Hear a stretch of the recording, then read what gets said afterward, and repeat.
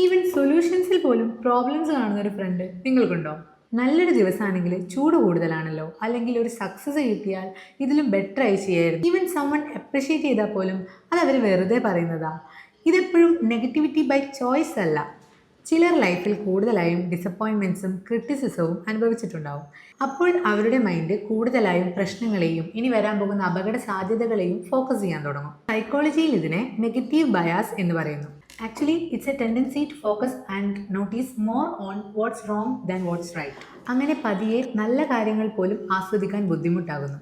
And the good news is what we focus on can be trained. പ്രശ്നങ്ങളെ കാണാതിരിക്കണമെന്നല്ല, but പ്രശ്നങ്ങളെ മാത്രം കാണുന്ന ശീലം മാറ്റേണ്ടതല്ലേ? ഒരു കാര്യം ഉണ്ടാവുമ്പോൾ അതിൽ എന്താണ് റോങ് എന്ന് ചിന്തിക്കുന്നതിന് പകരം എന്താണ് റൈറ്റ് ആയിട്ടുള്ളതെന്ന് ചിന്തിച്ചു തുടങ്ങാം. When you only look for the bad, you will always find it. But when you try to see the whole picture, life feels different.